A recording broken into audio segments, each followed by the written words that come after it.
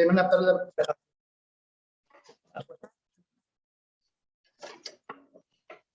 Muy bien, adelante, hermano. Padre nuestro que estás en el cielo, bendecimos tu nombre en esta tarde. Alegre, Señor, porque estamos una vez más reunidos por este medio. Triste, Señor, por lo que pues has presenciado, Señor, el deceso de nuestro compañero. Pedimos primeramente, Señor, que nos des a todos aquellos que le conocimos tranquilidad y consuelo, a su familia muy en especial. Danos esperanza, Señor, y sana este corazón doliente, Padre. Te pedimos muy en especial por su familia, sé con ellos y ayúdanos a ser tus manos, ayúdanos a ser tu voz en referencia al consuelo y esperanza para con ellos. Señor, también ayúdanos, socórrenos, Padre, en estos momentos difíciles. Y Padre, te pedimos por esta clase, bendice a mi hermano maestro. Padre, dale, Señor, en abundancia, Padre, este reconocimiento por su esfuerzo, su trabajo que hace en favor de de este servicio que presta la iglesia, de nuestro crecimiento espiritual también. Bendice a mis compañeros, bendícenos en esta tarde, Señor, te lo pedimos en el nombre de Jesús. Amén. Muy bien, muchas gracias, Antonio. Gracias a todos por conectarse, bienvenidos. Otra clase más, otra jornada más. Pues, como decía el hermano Antonio, tristes por la noticia de nuestro hermano Pedro, con esperanza en Dios de que también la familia va a estar abrazada, contenida, pero sí, este es un momento que a mí me pegó muy fuerte. Lo conocí solo por las clases en línea, no lo conocí presencial, pero fue suficiente para tener un impacto, una impresión de su vida. Así que me puse triste ahí por esa noticia, pero pues seguimos en comunión con Dios para que esa familia también tenga esperanza y consuelo, ¿no? Muy bien, vamos a la clase del día de hoy. Le dejé una tarea, no sé si la han trabajado con ella.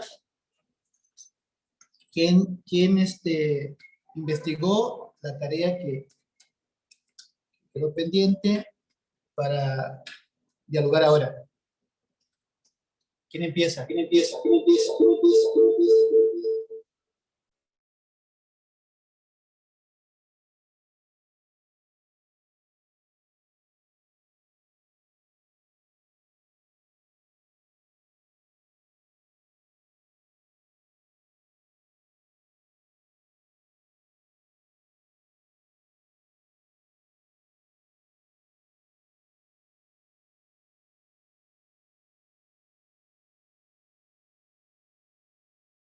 Tiene su micrófono apagado, profe. Ok, gracias. ¿Ahora sí? Sí, ahora sí. Muchas gracias. Muy bien, les comentaba a ver quién se anima a empezar con la tarea. Se hicieron investigación sobre el Concilio de Jamnia. ¿Quién quiere compartirnos un poco de lo que encontró rápidamente?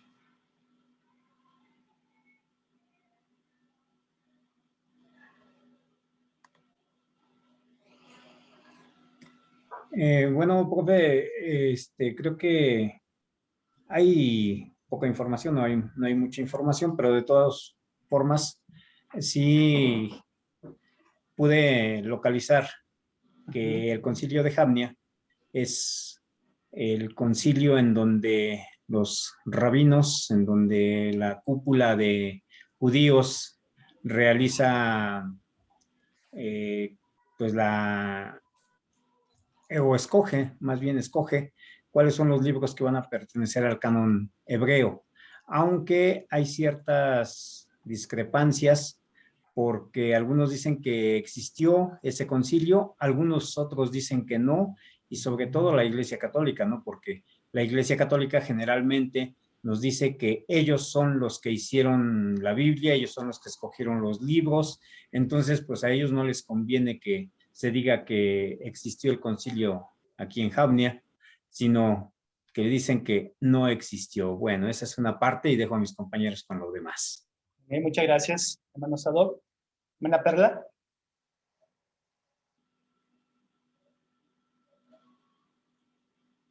Tu micrófono. Gracias, profesor. Al respecto, hay un personaje importante que es Yohanan Ben Zakkai, de extracción farisea. Esto ocurre después de la destrucción del templo y bueno, cuando viene esta situación y se enfrentan con que ya no hay templo y cómo mantener esa religiosidad, entonces este personaje se vuelve fundamental porque recuerda este pasaje que se menciona en Oseas capítulo 6, versículos 6 y 7, donde el pasaje menciona que misericordia quiero y no sacrificio.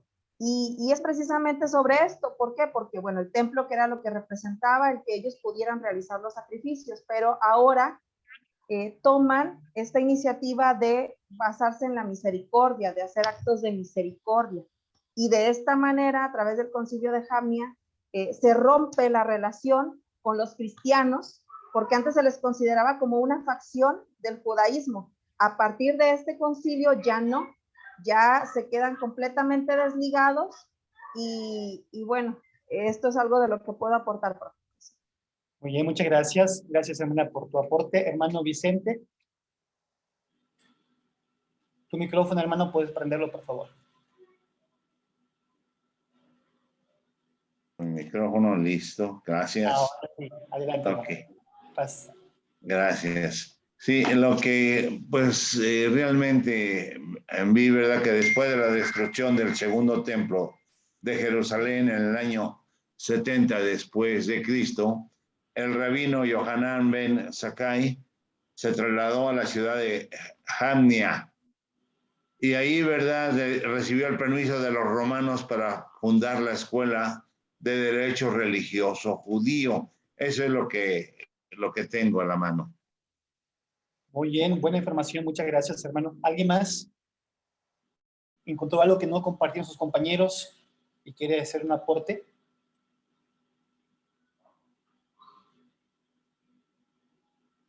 Muy bien, yo creo que con eso ya nos permite, por lo menos, hacer una rápida conexión con lo que venimos revisando. Algo importante que dijeron ustedes es de que, bueno, no hay una seguridad 100% que existió ese concilio, pero la gran mayoría sustenta que sí, o sea, que fue un evento real. Como decía el compañero, la que negó siempre fue la Iglesia Católica y le interesaba a ellos esta negación y fueron los que manejaron la información mucho tiempo, entonces es hasta entendible de que no haya una información segura sobre esto, pero todas las evidencias nos llevan a creer que sí. Incluso se afirma que es el inicio del judaísmo como tal, ¿no? El judaísmo moderno inicia con este movimiento de reforma. Y el par de aguas es justamente el templo, ¿no? Porque la destrucción del templo los vino otra vez a poner en crisis a los judíos y ellos tienen que reinventarse, hacer una reforma. Los sacerdotes que dependían del templo, los escribas que dependían del templo, ya no tenían más lugar para oficiar, no tenían más trabajo, o sea, todo fue una crisis muy grande y eran los poderosos, eran los que tenían todo el poder en sus manos. Entonces, esta reforma les permite a ellos otra vez reestructurarse y este personaje tenía aparentemente una buena relación con algunas autoridades judías, le accedieron eso de la escuela rabínica, pero él aprovecha justamente para poner bases, y erguerse como pueblo religioso, ¿no? Entonces, esa reforma tiene una característica importante. ¿Cuál es? Ellos, en este concilio, recién ahí determinan el canon de la Biblia hebrea. O sea, no significa que antes no había Biblia hebrea y un canon. Saben ustedes que había la Torá, que es el corazón de la Biblia hebrea, que ya antes del exilio había documentos, no muchos, pero había. En el primer templo se registra que en la reforma o el intento de reforma de Josías se encontraron la ley olvidada, ¿se acuerdan? Olvidada. Eso nos dice mucho, ¿verdad?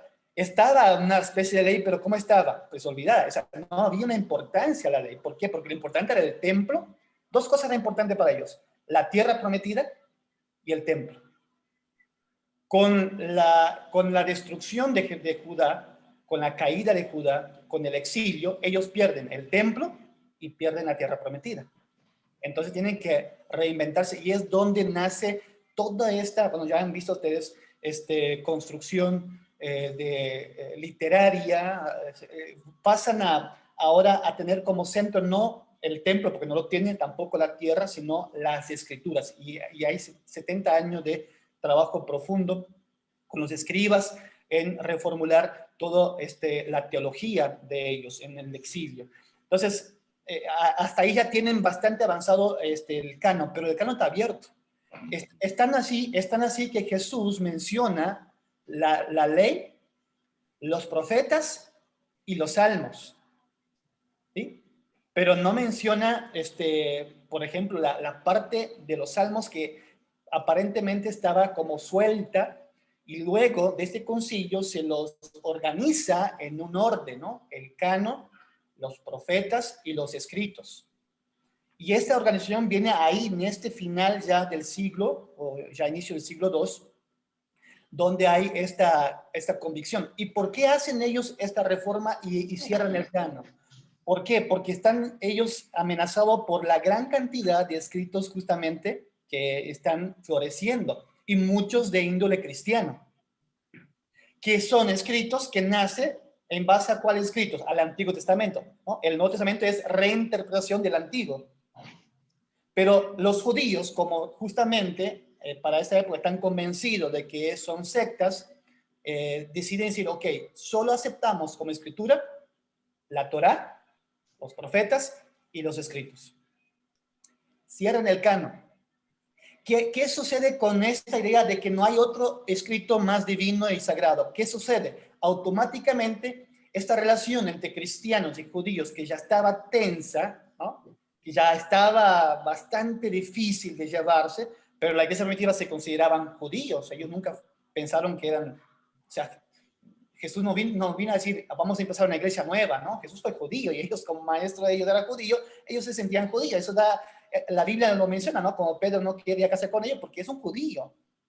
Pero ya la situación se va complicando porque la teología que están haciendo post-pascual no es de agrado a los judíos, y entonces con el cierre del canon en ese concilio, automáticamente se rompe la relación. Es decir, los propios judíos expulsan a todos aquellos que no se adaptan a esa nueva reforma, a esas nuevas reglas, entre ellos el del canon. Es ahí donde aparentemente la iglesia cristiana, que hasta ahí era un grupo, ¿no? Emparentados, familias judías, comienzan a tener que reorganizarse, y comienza a florecer una iglesia ya institucionalizada. Es decir, ya es una institución que no tiene nada que ver con los judíos. A partir de este concilio, donde los propios judíos entonces expulsan a todos aquellos, entre ellos los cristianos. Mi comprensión de todo esto, y los comparto, simplemente es un acercamiento, no es nada comprobado académicamente, pero es mi comprensión. Mi comprensión es que justamente en el libro de Juan, el Evangelio de Juan, se está dando todo ese proceso, ¿no? Todo ese proceso de conflicto. Por eso hemos visto la semana pasada, ¿se acuerdan? Las controversias siempre son con los líderes judíos. Esos relatos responden a esta situación del Sitz in Leben que está viviendo las comunidades cristianas de Juan. Y entonces todas las controversias que tenemos en Juan son construcciones teológicas, literarias, y no significa que no tienen historicidad. Sí, bien pudo haber sucedido todo lo que narra, pero son construcciones que tienen que dar una respuesta al momento que está viviendo las comunidades. Entonces, cuando lo pone la discusión Juan, Jesús con los líderes religiosos, y dice, y especialmente los fariseos, porque los fariseos eran los que sobrevivieron a la reforma, porque es el único grupo que pudo continuar ejerciendo sin templo, eran los más fuertes. Eso no es otra cosa que el conflicto es la comunidad de fe con las sinagogas. Esos conflictos que están teniendo finales del año 100, 90, 100, y es donde nacen esos textos para dar respuesta a esta problemática que están viviendo. Es decir, un conflicto interno, ¿no? Una división que está sufriendo la iglesia. Y ustedes saben, cuando hay división, siempre hay dolor, pérdida, ¿no? Hay confusión. No sé si ustedes han vivido, yo viví en mi infancia una división en la iglesia y primos nos dividimos, familias que convivíamos todos los sábados empezamos a distanciarnos, empezó a haber pues una relación que no era la mejor, ¿no? En ese sentido. Entonces, todo esto, esa tensión que está viviendo la comunidad de fe, y es natural entender de que la tradición judía, que era muy fuerte, al lado de este movimiento naciente, porque es naciente la iglesia cristiana, ¿no? Todavía no hay convicciones 100%, más hay decepciones. Porque si leemos las cartas de Pablo, las primeras cartas, ellos esperaban a Jesús que ya regresa, ya viene Jesús. Y pasan los años y no regresa Jesús. Y entonces muchos empiezan a tal vez regresar al judaísmo, ¿no? A las prácticas judaizantes, que era lo más seguro. Entonces, esta reforma, ese replanteamiento del libro de Juan, tiene una preocupación justamente con las comunidades de Juan que estaban amenazadas por esta situación. Pues la tarea que yo le dejé era justamente para que podamos ampliar nuestro acercamiento al texto y entender que los factores sociales, políticos, religiosos que sucedían en torno a las comunidades afectan, y es el sin leve, a veces el telón de fondo, que el autor no lo menciona porque no tiene necesidad de mencionar. Cuando él habla, ellos saben lo que están hablando, ¿sí? Entonces, es importante siempre tener en cuenta esto. Pues no sé si hay algún comentario que hacer. Vi una mano levantada, luego la bajaron, pero si quieren agregar algo de la tarea con lo que vimos con las controversias, estamos en ese momento y luego pasamos al tema de la clase de hoy. Hermano, yo tenía la mano levantada. Sí, hermana Abel, adelante. Aquí escribía yo lo que investigaba, que algunos eruditos juanicos han planteado la hipótesis de que el cuarto evangelio es una propuesta cristiana en Jamia, decía ahí en Muy bien. Como que este evangelio entró en esa discusión de Jamia y quedó afuera, ¿no? Sí. O sea, no entró en el canon y entonces pues siguió siendo un escrito cristiano y luego entra en el canon cristiano. Puede ser propuesta justamente las comunidades a este concilio, pues es muy válido, ¿no? Porque había esa discusión, había que reformarse, había que hacer ajustes, había que poner reglas, ¿no? Está muy bueno ese acercamiento. Son hipótesis, pero todo eso nos permite abrir nuestro abanico, ¿no? De posibilidades, y luego, pues, cada quien va a tener que tomar su decisión cómo lee ya el libro de Juan. Gracias, hermano Abel. Muy bien, ¿nadie más? Bien, entonces vamos a la clase del día de hoy. Le voy a compartir pantalla primero, permiso.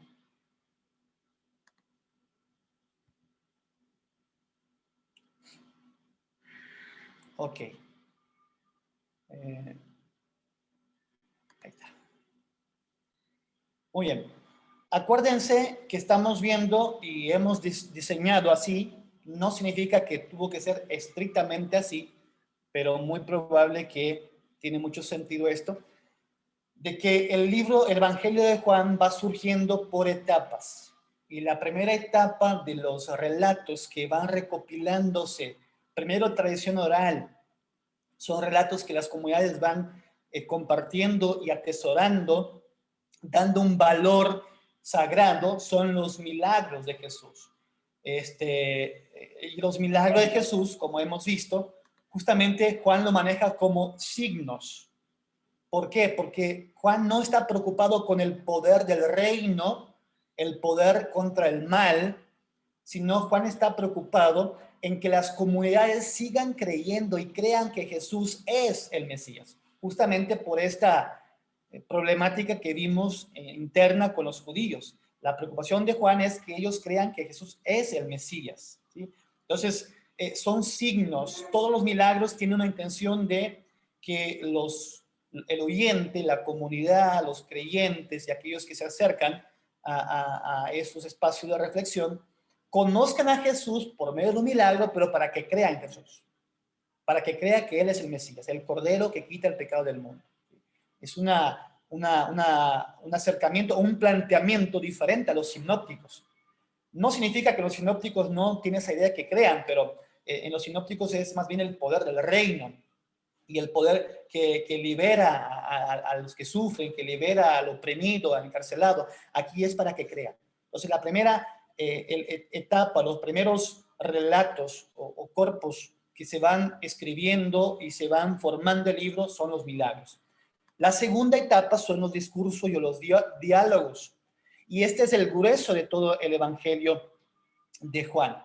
La semana pasada hemos visto los discursos o las discusiones o las controversias, ¿no? Justamente esa segunda etapa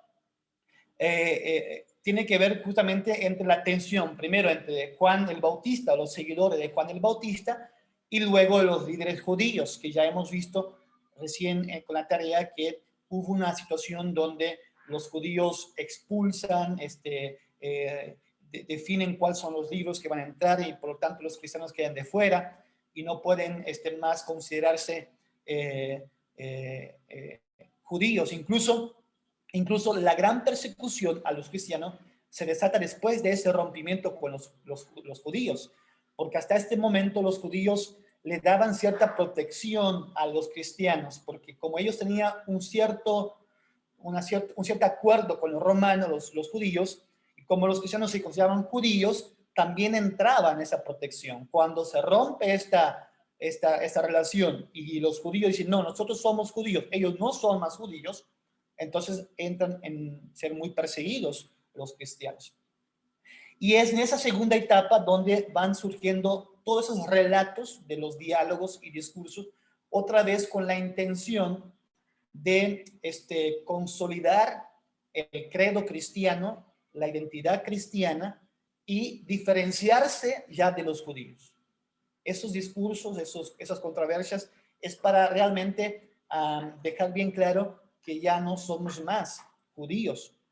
Bueno, y la tercera etapa es la pasión, que vamos a ver más adelante. Estamos todavía en la segunda etapa de la elaboración del libro, que son las controversias y los diálogos. La semana pasada trabajamos sobre las controversias, ¿sí? Y hemos dicho que ese género de diálogo y controversias, o sobre todo el de diálogo, era un género ya muy usado en la antigüedad y tenía un esquema como que ya establecido, un breve cuadro narrativo, ¿sí?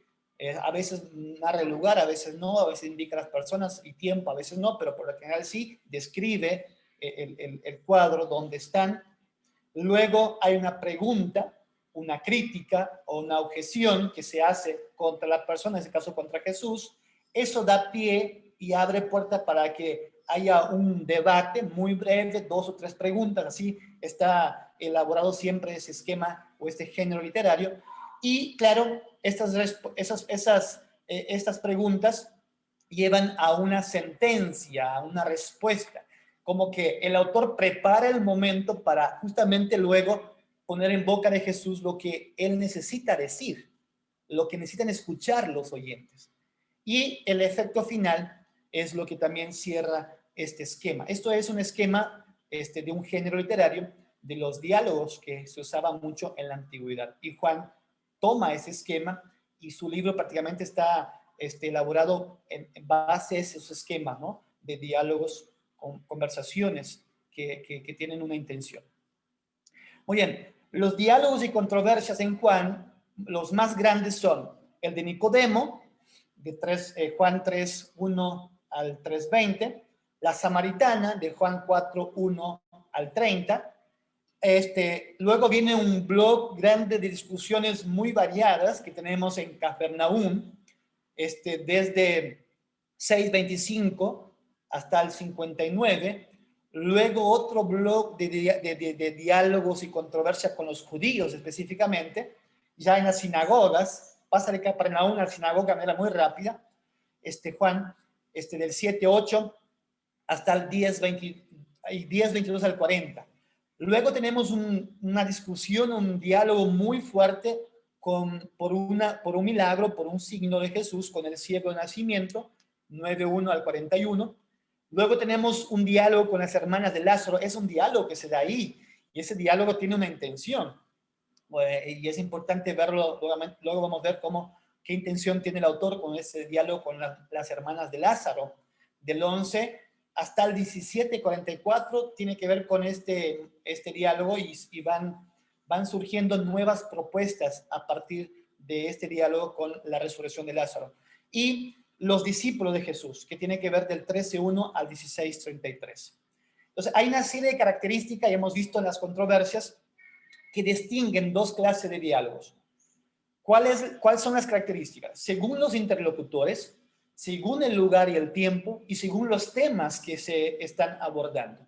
Estos factores nos permiten distinguir dos clases de diálogos.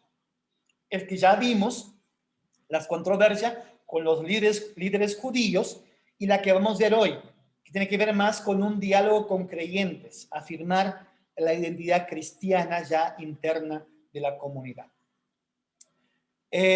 Bueno, eso ya hemos visto. Vamos a avanzar entonces con el tema de hoy, las características de los diálogos. Los relatos de diálogos tienen una particularidad que los distingue de las controversias y que además nos dejan siempre un aprendizaje. Nicodemo, samaritana, toda la gente de Capernaum y las hermanas de Lázaro. Esos cuatro diálogos tienen una particularidad que vamos a ver ahora, justamente revisando el tiempo, el interlocutor, el lugar que se da ese diálogo y el tema que abordan, nos van a permitir ver que estos temas tienen un fin específico, que es justamente aclarar un credo ya cristiano. Ya no es un diálogo con los judíos, ya no es un tema con los judíos, sino es un diálogo interno con las personas o los creyentes de la comunidad de fe. Vamos a revisar entonces estos y vamos a comparar con las controversias para al final entender más esos tipos de diálogos. Muy bien, primero el tiempo. En los diálogos, a diferencia que con las controversias, las indicaciones sobre el tiempo son poco importantes. O sea, no es muy importante hablar del tiempo. Para las controversias, el tiempo era importante. La fiesta, la Pascua, ¿no? Ese tiempo era muy importante porque está cargadísima con un mensaje, una intención del autor de traernos o llevarnos a este momento que para los judíos era un tiempo sumamente importante. En los diálogos no es tan importante el tiempo. Casi no sabemos nada del lugar. Por ejemplo, la visita de Nicodemo es de noche, pero no especifica más que esto. No habla de un tiempo específico con claridad. Más bien nos lleva casi a un encuentro oculto, ¿no? No es en el público, no es en el templo. Los diálogos, las controversias siempre están en las fiestas, en el templo, con los judíos. Aquí es más bien en privado, ¿no? Es una relación, un diálogo entre dos personas, en el caso de Nicodemo, que representa justamente un sector de la comunidad y Jesús. En el caso del diálogo sobre el maná y el pan de vida, la indicación de 6.4 se refiere al signo de la multiplicación de los panes. Hay una conexión entre un milagro que lleva este milagro a abrir un diálogo o una conversación con los interlocutores.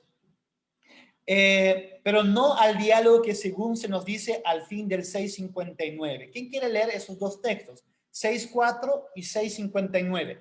Vamos a ver cómo no es importante para Juan en los diálogos el tiempo y el lugar, porque lo lleva a Jesús de un lugar al otro, como que en el mismo diálogo que se da, empieza en un lugar y termina en otro lugar. ¿Quién quiere leer 6.4 y 6.59, por favor? Yo, hermano Marcos. Adelante, hermano. 6.4, y estaba cerca la Pascua, la fiesta de los judíos. 6:59. Estas cosas dijo en la sinagoga, enseñando en Capernaum. Muy bien. En el 6:4 se continúa, creo que habla de Tiberíades o antes. No sé si antes o después. ¿Puede ser? Antes, en el 3 dice, entonces subió Jesús a un monte y se sentó allí. ¿El 5? Y el 5, cuando alzó Jesús los ojos y vio que había venido a él gran multitud, dijo a Felipe, ¿de dónde compraremos pan para que coman estos? No. ¿Y el 1? Perdón. El 1, después de esto, Jesús fue al otro lado del mar de Galilea, el de Tiberias. Tiberias, ok, aquí está. Empieza hablando de Tiberias o Tiberíades y termina hablando de la sinagoga en Capernaum, ¿verdad? Así es, ¿no? Y si ustedes se ubican aquí en el mapa, no sé si lo pueden ver, Capernaum tenemos aquí arriba y Tiberíades tenemos aquí abajo. En el mismo relato, el autor traslada de un lugar al otro. Aquí hay una multitud, aquí está en el lago de Galilea, pero aquí está en las sinagogas, ¿no? O sea, como que el tiempo y el lugar no es tan importante, porque hay otra intención del autor con esos relatos que él quiere contarnos o que quiere contar a su auditorio. Entonces, en los diálogos, Juan prácticamente no da indicaciones temporales muy exactas. Algunas sí, pero no es su fuerte, no es lo que más resalta. Pero con los otros discursos, las controversias, esto era muy importante, ¿no? Siempre resaltaba mucho la fiesta, incluso como que Jesús está en todas las fiestas, o sea, Pascua y Pascua, o sea, como que en todas las fiestas Jesús está metido. Ya hemos dicho que los sinópticos no relacionan Jesús casi en Jerusalén, sino en Galilea. Y Juan pareciera que lo lleva a Jesús siempre, todo su ministerio, en Jerusalén. Pero eso es intencional, tiene una intención teológica al hacer esto. Vamos a revisar entonces un poco más sobre ahora los interlocutores. Si con las controversias que hemos visto, siempre los interlocutores eran los judíos o líderes de los judíos, los de Jerusalén, que representan el liderazgo de la religión judía, o los fariseos, que era para la época de Juan el grupo más importante que había sobrevivido. En los diálogos o en esos diálogos ya no de controversia, los interlocutores son bastante variados. No son así como solo un grupo, como representaba en las controversias. Empezamos con uno, Nicodemo. Nicodemo es uno de los fariseos que intervino a favor de Jesús, según 7:50. Él interviene en favor de Jesús. Y es curioso, ¿por qué este hombre intervenía a favor de Jesús? Si en las controversias lo que único que hacían era ir en contra de Jesús, acusar a Jesús, cuestionar a Jesús. Pero este personaje sigue siendo relacionado con los fariseos, pero él ya intercede a favor de Jesús. Además, en el 19:39 es el que acompaña a José de Arimatea para la sepultura de Jesús. Y es el único dirigente, o el único de los dirigentes judíos, aludidos por Juan, que va hacia Jesús con esa intención. Ningún otro dirigente judío va con esa intención de hablar de Jesús para buscar realmente algo que Jesús quiere enseñar. Los demás van con la intención de justamente contradecir a Jesús, ¿no? De desestablecer este pensamiento. Y Nicodemo, en boca de Juan, él va como que aclarando o va a Jesús buscando una respuesta favorable desde el punto de vista de la comunidad de fe. Por lo tanto, la presentación de Nicodemo tiene más evidencia y más particularidades de un creyente que de un incrédulo. ¿Sí me explico? Es como que Nicodemo representa un sector que tal vez tiene una cierta relación muy fuerte con los judíos, pero que ya son creyentes. Y tiene esas ciertas dudas aún que tienen que ser aclaradas. Una de ellas vamos a ver más adelante. ¿Qué quiere aclarar Juan con ese relato? Pues vamos a ver cuando llegamos al tema del tema que se discute. Pero este interlocutor es importante verlo entonces que es diferente con los de las controversias. Él va como un creyente y no tanto como un adversario. La mujer samaritana. ¿No? Tenemos aquí una mujer y además de Samaria. ¿No? Y esto llama mucha atención. Ya sale de el único lugar, Jerusalén, judíos, fariseos, pasa ahora a hablar de una mujer. Habla de un Nicodemo que representa ese sector de creyentes vinculados con el judaísmo, y ahora pasa a hablar de una mujer, pero una mujer vinculada con los samaritanos. ¿Sí? Pero ¿qué sucedió con esa mujer? Ella creyó, es decir, tuvo fe, pero no exactamente la fe de los judíos. ¿Se acuerdan? 4:9. No es una fe como los judíos expresaban, porque eso era el gran conflicto. Entonces, esta mujer representa un grupo de creyentes, pero son creyentes no tan vinculados al judaísmo. ¿Sí me explico? Ya son creyentes que sí se acercan a Jesús, creen en Jesús, pero su relación de fe procede de otros entornos religiosos, como los samaritanos. Y esta mujer se convierte en una misionera y en medio de los samaritanos, y dice, y muchos creyeron. Ve cómo la palabra creer siempre está relacionada con esos relatos de diálogo que narra Juan, con esa intención de ya no discutir con los judíos, sino afirmar ciertos credos propios de las comunidades cristianas. Entonces, el segundo interlocutor es una mujer samaritana. Luego pasamos a una multitud. Vamos a leerlos porque son solo versículos. ¿Quién quiere empezar? Y leerlo, capítulo 6. Es un blog de multitudes. Pasamos de un hombre fariseo a una mujer samaritana y ahora pasamos a una diversidad de oyentes, pero siempre multitudes. 6:2, 6:5, 6:22, 6:24, 6:25, 41 y 52. Todos los Empiezo si gusta. Adelante, hermano. Bájale tu volumen. Y le seguía gran multitud porque veían sus señales que hacía en los enfermos. Muy bien, 5. grande. 5. Cuando alzó Jesús los ojos y vio que había venido a él gran multitud, dice a Felipe, ¿de dónde compraremos pan para que coman estos? 22. Y el día siguiente, la multitud que estaba al otro lado del mar, como vio que no había allí otra navecilla, sino una, en la cual habían entrado sus discípulos, y que Jesús no había entrado con sus discípulos en el navío, sino que sus discípulos se habían ido solos.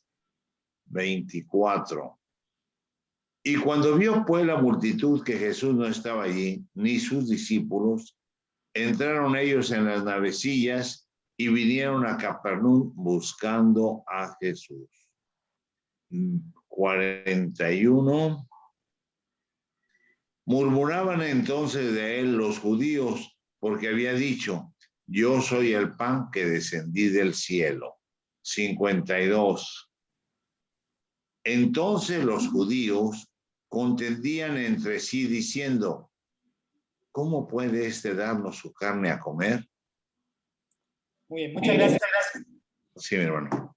Ven, aquí encontramos un blog de varios relatos. Aparentemente no está muy organizado. Acuérdense que dijimos eso al inicio. Juan no es muy organizado en sus escritos. Como que no hay un orden cronológico muy claro. Porque no es su intención contarnos una historia únicamente, sino es un asunto de teología. Hay una intención de enseñanza muy necesaria para el momento.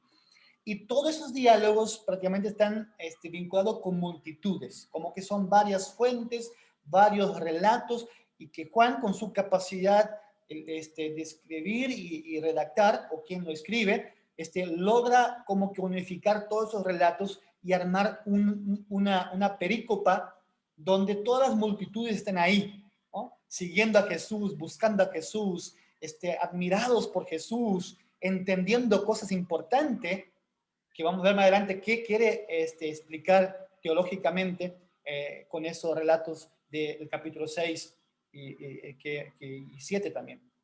Entonces, lo que queda claro es que las multitudes les interesa saber de Jesús. A diferencia de las controversias, aquí hay enseñanza que la multitud le interesa. Así como a Nicodemo le interesó, así como a la mujer samaritana le interesa enseguida beber del agua, las multitudes le interesan a Jesús. Es todo lo opuesto a las controversias. ¿Sí me explico? En las controversias no le interesan a aprender de Jesús, más le interesan ir en contra de Jesús, desestablecer, desacreditar, comprobar lo contrario. Aquí no. Aquí hay una enseñanza aceptada y buscada por los interlocutores. Esto hace que podemos diferenciar esos dos grupos de diálogos. Muy bien, seguimos. Las hermanas de Lázaro. En ese relato, del capítulo 11, el diálogo de Jesús con las hermanas de Lázaro precede, se anticipa, está preparando ya el autor para hablar de todo lo que se viene. A partir del capítulo 11, la intención es hablar del asunto de la resurrección, que es, vamos a ver más adelante, justamente la tercera etapa de elaboración de este evangelio, y es un asunto muy interesante de la fe ya cristiana, es una identidad ya propia, algo que los diferencia totalmente de los judíos. Entonces, en este diálogo ya empieza el autor a preparar todo lo que se viene, pero el diálogo con las hermanas de Lázaro claramente es un diálogo de creyentes que explicitan o exponen, dejan de manera explícita su fe, ¿no? Yo creo que tú eres el Mesías, yo creo que tú lo puedes resucitar en el día final, yo creo. Y Jesús le pregunta, el que cree, y Jesús dice, el que cree en mí, aunque muere, vivirás. ¿Crees esto? Creo, dijo la hermana de Lázaro. O sea, el diálogo tiene la intención justamente de afirmar esta creencia en la resurrección, que claro, estaba cuestionada, muy cuestionada. Para los primeros siglos era lo más difícil para la iglesia fue justamente trabajar con la cruz, ¿no? Y la resurrección. Eso fue temas muy difíciles. Entonces tenían que crear diálogos y relatos, justamente trabajar sobre ellos, porque algunos creyentes les estaba costando trabajo este hecho de seguir sosteniendo la fe en esta teología de la resurrección. Entonces, este conjunto de interlocutores, empezando por Nicodemo, que representa a los hombres y el sector judío, pero que viene a preguntar a Jesús, se interesa por Jesús, aunque lo hace de noche. Luego la samaritana, que no es judío, pero representa a todos aquellos que también le interesan y creen en Jesús.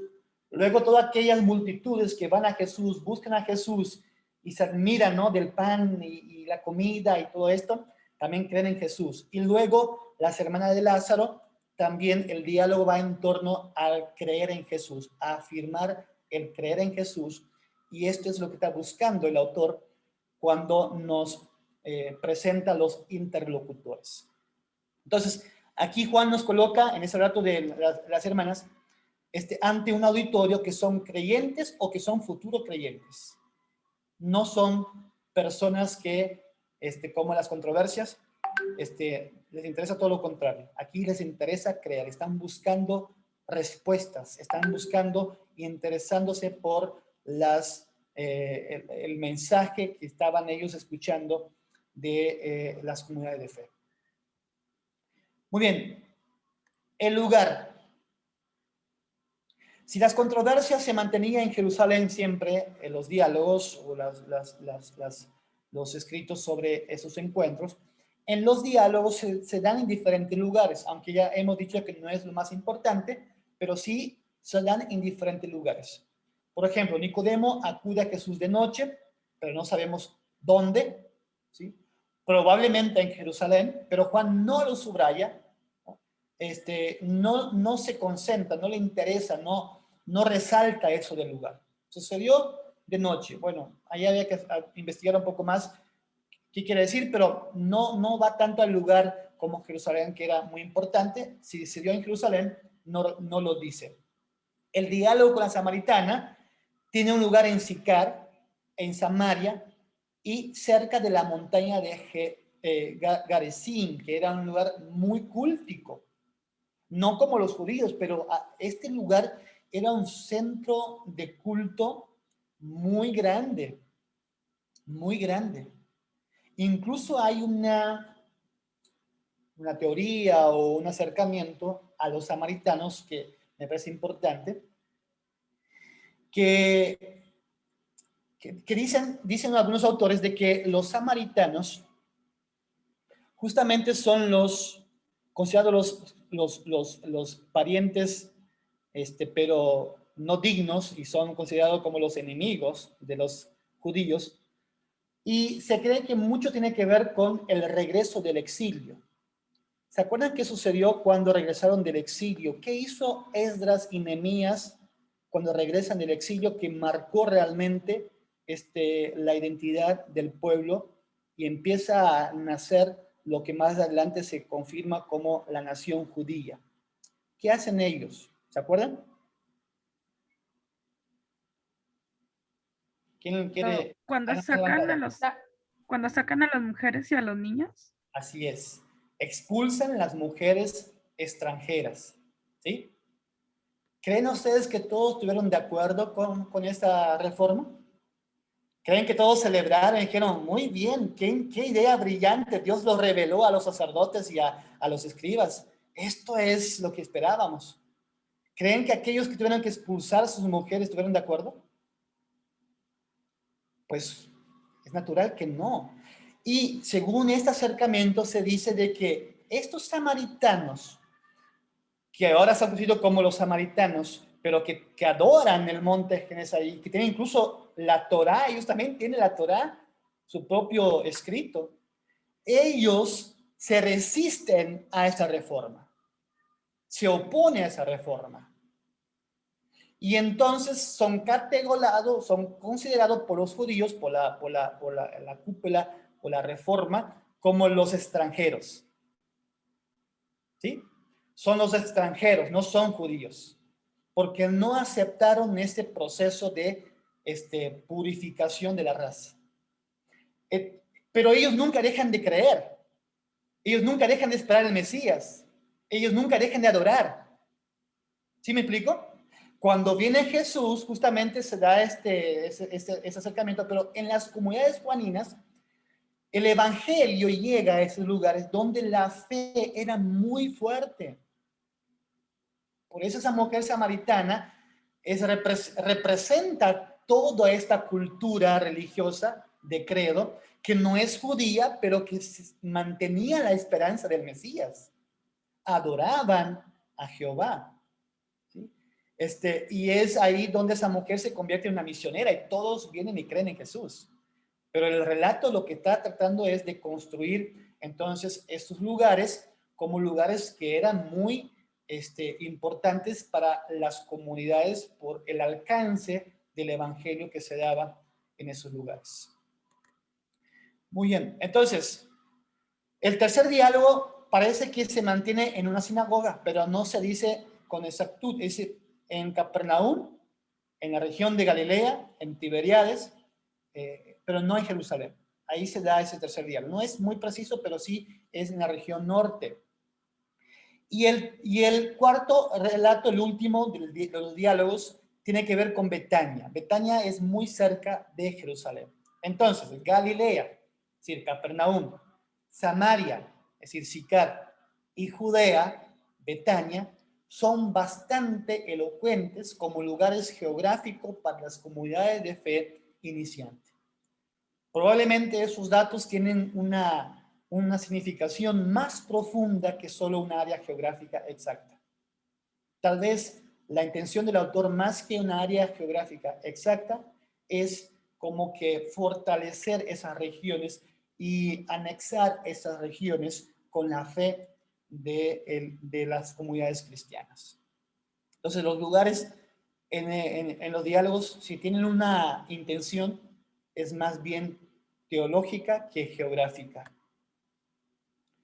Ahora, aquí vamos a entrar al tema que aborda los diálogos. Si en las controversias, las discusiones, tenían como objetivo clarificar lo doctrinal, es decir, las diferencias respecto a los temas centrales del judaísmo. ¿Se acuerdan cuáles eran los principales temas de discusión y diálogo con los judíos en las controversias? ¿Quién se acuerda de los principales temas de discusiones centrales en las controversias? ¿Quién se acuerda? ¿O quién quiere mencionar algunos? Hemos visto en la clase pasada. El templo. El templo, una gran discusión. El sábado. El sábado. Fueron dos grandes discusiones, ¿sí? El maná, muy bien. Esas discusiones se dan en torno a ese contexto de lo que era esencial. Las fiestas, ¿se acuerdan? La Pascua, la circuncisión, muy bien. Otro tema importante, ¿sí? Los debates teológicos, si nace en pecado, o si es problema de los padres, o todo ese asunto que tiene que ver con la teología fuerte de los judíos, se da en las controversias. Esos son los temas que se ocupan los relatos de las controversias, porque son temas centrales de la doctrina, del dogma judío, sobre todo farisaico, sinagogal. Si algo discutía en la sinagoga era esto, ¿no? Ahí nace la Mishnah, ahí se desarrolla todo lo que más antes son el Talmud, es decir, los comentarios que se van agregando. Moisés, muy bien, ¿quién es mayor, no? Si Moisés, Abraham también entra en discusión. Son temas vinculados con lo central para los judíos. Esos temas se dan en los relatos de las controversias que vimos la semana pasada. Pero la pregunta es, ¿cuáles son los temas que se dan en los diálogos que estamos viendo ahora que no es con los judíos o con los líderes judíos? ¿Qué temas de identidad cristiana aborda Juan en cada relato que estamos revisando? Hemos visto ya el tiempo, interlocutor, el lugar y ahora los temas. ¿Quién levantó la mano? Yo, profesor. Adelante. En el caso de Nicodemo es el bautizo, el nuevo nacimiento. El bautismo, el nuevo nacimiento. Muy bien. ¿Quién se anima a seguir con el siguiente? La samaritana. Aunque miren, aunque el bautismo en el relato original está muy vinculado con lo que es para los judíos el ritual de purificación, ¿no? Las mikvot, que eran donde los judíos se sumergían para volver a nacer de nuevo, y lo hacían constantemente, incluso hasta el día de hoy lo siguen haciendo.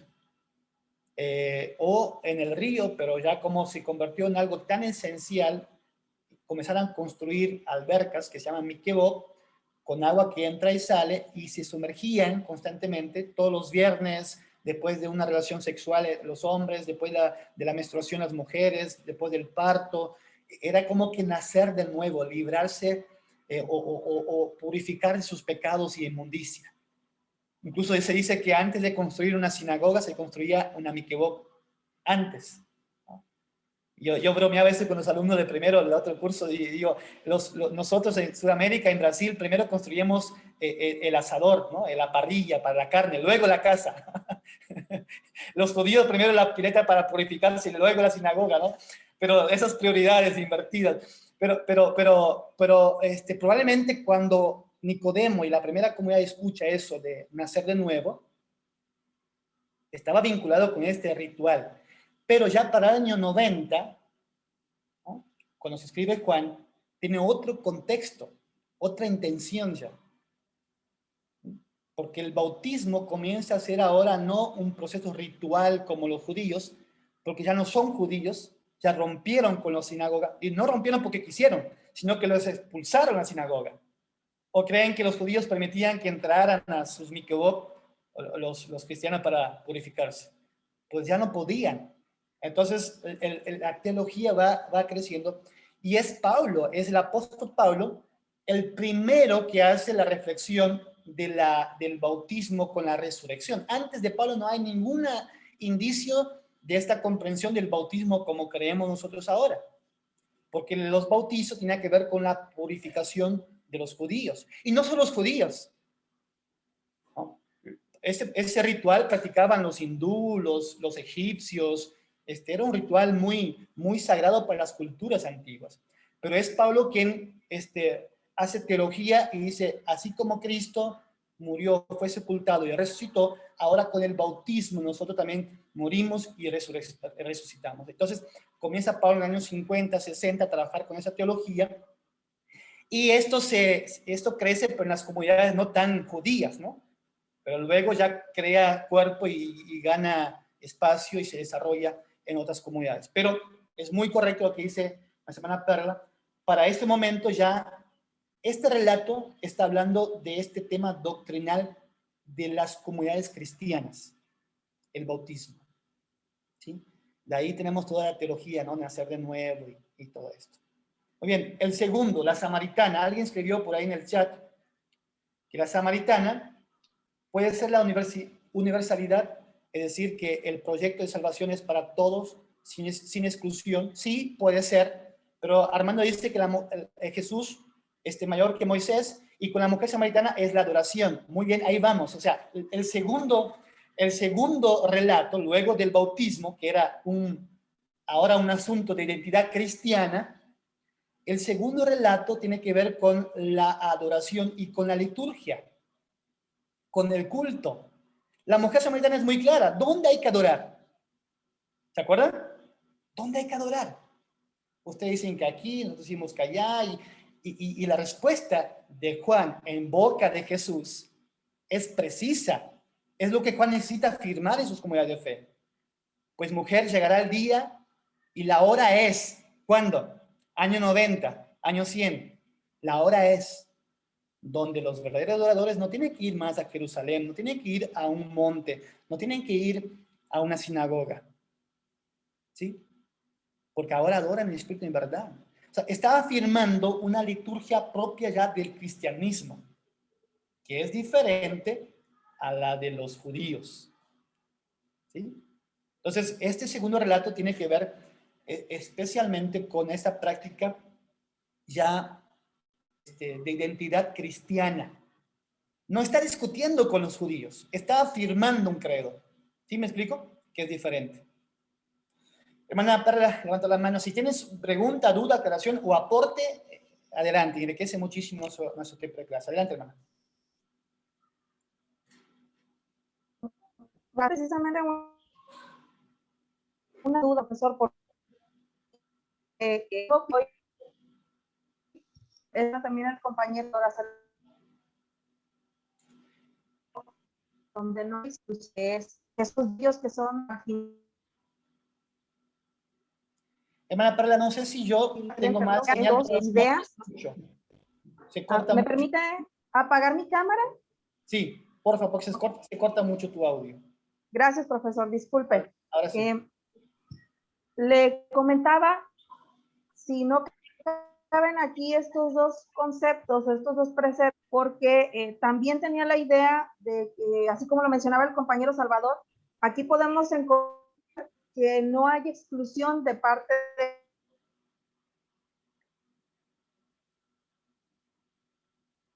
de la samaritana. Sigue cortando mucho su audio, hermana Perla. Tanto para todos.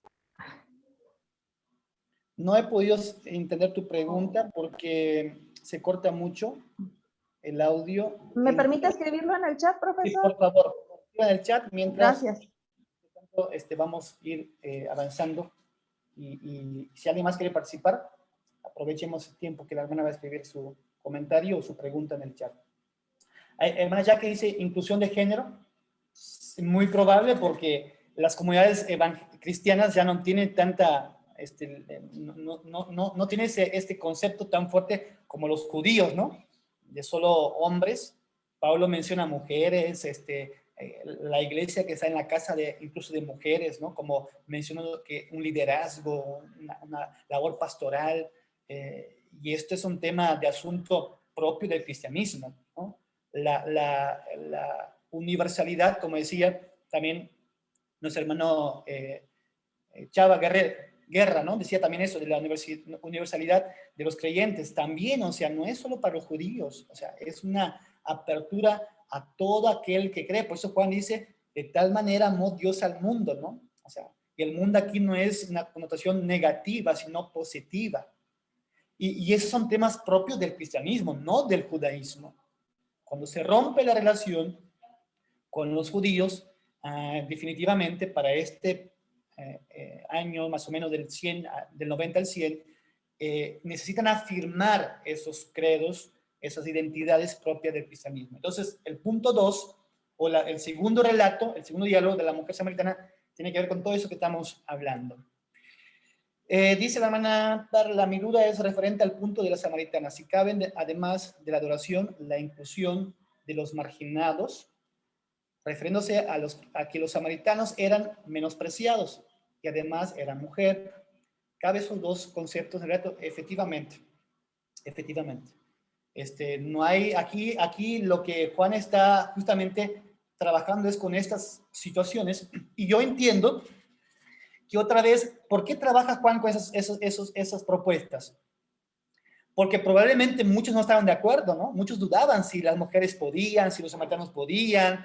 ¿Por qué? Porque todavía la raíz judaizante estaba ahí. Esta mochila lo traían todos, ¿sí o no?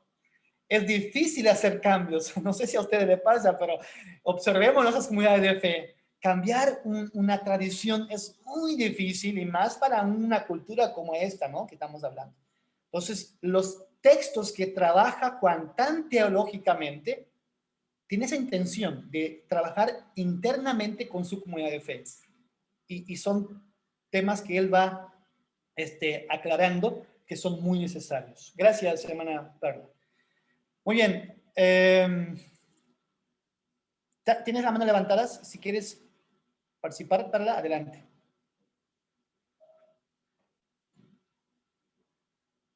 Es que se quedó levantada, profesor. Muchas gracias. Muy bien, entonces, el que sigue, estamos hablando de la samaritana. El que sigue, tenemos, luego de samaritana, voy a avanzar con mi diapositiva. Hablamos de Nicodemo, bautismo. Hablamos de samaritana, culto y liturgia, adoración, inclusión, ¿no? Género, todo esto que ustedes mencionaron, pueden ustedes agregar en sus apuntes, porque todo para mí es muy válido, tiene mucha verdad y importancia y significado todo esto. En los relatos de Cafarnaúm, ¿qué quiere trabajar Juan ya internamente con esos relatos? ¿Se acuerdan?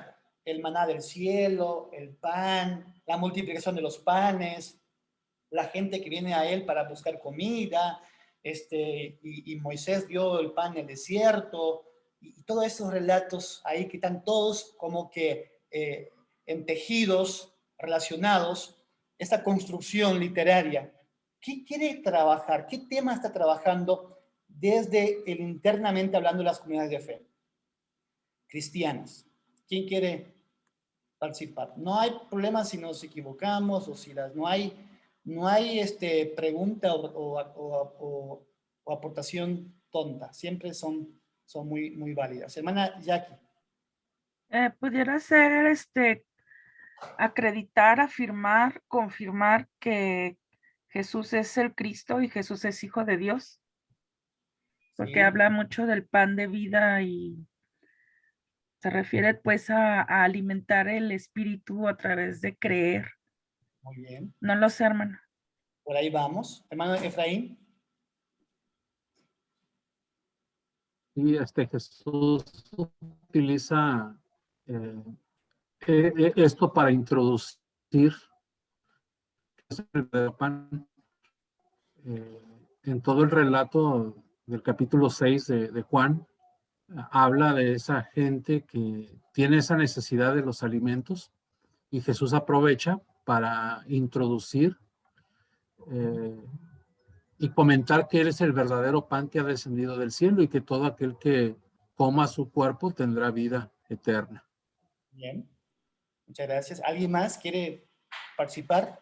¿Qué asunto de identidad cristiana? Ya vimos el bautismo, vimos el culto, la liturgia, pero ¿qué tema central de la fe cristiana está abordando en esos relatos trabajando Juan? Usando los relatos que él encuentra, reconstruye, ¿no? De las tradiciones orales en boca de Jesús. Pero aquí hay un asunto que a Juan le interesa. Las comunidades necesitan afirmar. Hermano Gabriel Pérez. Sí, hermano, yo creo que es la divinidad de Cristo, es un tema muy importante en Juan. El afirmar que Jesús es Dios, para Juan es muy importante. Y ahorita que lo escuchaba, se me hace muy interesante y se me hace algo muy bonito de la manera en cómo Juan va a construir todo este evangelio, porque está muy meticulosamente construido. Es increíble por cada cosa que uno le mira. Es increíble los 7 milagros. De hecho, lo que utiliza Juan es la palabra de la hora, como ese ni siquiera es un término técnico en aquel tiempo, pero lo utiliza para el dramatismo. Lo quiere llevar a algo más, y como los diálogos de igual manera están constituidos de cierta manera, pues es muy interesante. Y cada uno de esos me imagino que apunta a esto, a lo que es Jesús, o lo que debería de ser Jesús para las comunidades cristianas de aquel tiempo. Así es. Todo relatos es buscar una respuesta a las preguntas que nacían en esas comunidades, a las dificultades que estaban pasando ellos en ese proceso de pasar a ser ahora cristianos, no judíos, ¿no? Hasta ya independientes. Entonces, Juan es pues elabora un texto magnífico, por eso es tan teológico. Y por eso a veces hay que romper esa idea o ese paradigma de leerlo históricamente. O sea, todo lo que dice es histórico. Pues tiene otra intención. Y no estamos diciendo que no hay historia, pero la intención teológica es mucho más rica, incluso que todo un relato narrado históricamente, porque está hablando de algo vivo, de algo que mueve las necesidades de las personas, que da respuesta, a su tiempo, ¿no? Y esto es, el que se mete en este mundo disfruta un montón. Muy bien.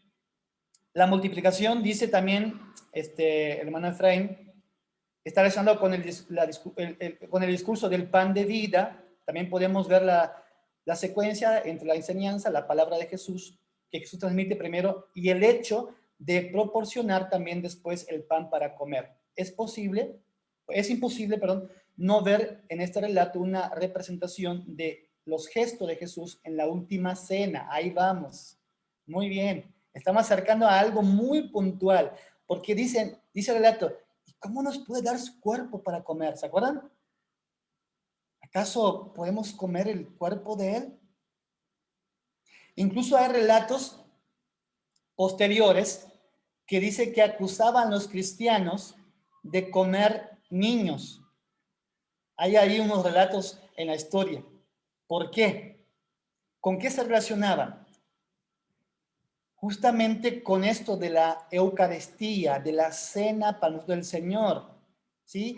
Y tiene que ver con el cuerpo de Cristo y el pan de vida, ¿sí o no? Todos esos relatos que está trabajando Juan, que sí tiene que ver con el milagro, con la multiplicación de pan, con el maná en el desierto, pero en la comunidad de fe está él trabajando con un asunto que para nosotros hoy es normal y es de orden, la cena del Señor. Qué bueno, celebramos, es un momento especial, un momento de fiesta, pero para esas comunidades de fe iniciante no era tan sencillo pasar de la Pascua a la cena del Señor. ¿Sí me explico? Tenían que trabajar mucho con esos conceptos. Y aquí en esos relatos, probablemente lo que Juan está trabajando es con esta identidad ahora de la comunidad de fe, que es la cena o la Eucaristía, en la palabra más técnica. Muy bien. Y el último relato, pues ya hemos mencionado algo hoy, ¿verdad? El último relato, el último diálogo tiene que ver con la resurrección. Es clarísimo la intención del autor de trabajar con ese asunto que no era menos, era creo que uno de los más difíciles para la comunidad de fe. Y es a partir del capítulo 11 que todo lo que sucede después tiene que ver con este evento de la resurrección. Entonces, más allá de que si Lázaro resucitó o no, o si esto fue histórico o no, si se dio como se dio, el relato está construido en un esquema de diálogo que lo único que podemos ver con claridad es que hay un diálogo entre esas comunidades, entre creer y no creer, y la certeza que termina afirmando el relato es con la resurrección de Lázaro, y luego, claro, con la resurrección de Cristo Jesús. Entonces, bautismo, el culto, la cena del Señor y la resurrección han sido temas fundamentales de la práctica de fe y liturgia de las primeras comunidades ya cristianas, ya desvinculadas del judaísmo, expulsadas, perseguidas, señaladas, criticadas, ¿no? Hecho de menos. O sea, hay que afirmar una identidad. Si no tenemos identidad, vamos a regresar al judaísmo seguramente. Entonces, estas prácticas de fe son propias. No son, no son originales en el sentido del cristianismo. Son reconstrucción de lo que se hacía. Por ejemplo, hablamos del bautismo. Ya hemos dicho que tiene que ver con un rito de purificación. El culto, pues el culto era algo muy, muy conocido, no solo en Jerusalén, sino en toda región, a los dioses, a otras divinidades, pero el culto era algo no es algo propio del cristianismo. La cena del Señor, ¿no? El maná, la Pascua, tal vez lo más nuevo tiene que ver con la resurrección, pero todo lo demás es una reconstrucción, un nuevo sentido que se da a lo que se hacía desde ahora, desde la experiencia pascual, la experiencia de la resurrección. Entonces, esas comunidades cristianas, uno se refleja, uno puede ver como telón de fondo en esos diálogos las comunidades de fe, esos diálogos creados para sustentar la teología que empezaba a diferenciar cada vez más la iglesia, ¿no? Del final del primer siglo de los judíos. Cuando justamente hemos visto que el concilio de Jamnia termina decretando que los cristianos o los judíos no tienen nada que ver con los cristianos. Muy bien, ¿cómo es la forma de progresar de los diálogos que estamos revisando? ¿Cuál es la forma de progresar? Esta es una característica también estilística, es decir, la técnica es la misma que tenemos en las controversias. ¿Por qué? Porque son los malos entendidos y esos malos entendidos deben aclararse. Hay malos entendidos, o sea, no estamos entendiendo. A ver, explíquenos. Pues Jesús decía, ¿no? Y hablaba en parábolas, ¿no? Cuando se acercaba a alguien, preguntaba algo y les contaba una parábola para explicar el reino de Dios en los sinópticos. Aquí Juan también tiene que explicar, pero lo explica desde esos diálogos, esos relatos que van creando para dar respuesta a esos malos entendidos. Entonces hay que aclarar dudas, hay que aclarar malos entendidos, y a partir de las dudas se pasa entonces a explicar lo que es lo correcto. Miren, me permiten unos 3 minutos de receso para tomar un poco de agua. Estoy con necesidad de hidratarme y seguimos dentro de... Ahora son 1:15. ¿Volvemos y 20? ¿Me parece? Así se va un descansito y luego continuamos. Gracias. Entonces, vamos a revisar ahora ese proceso de progresar que hay en el Evangelio de Juan.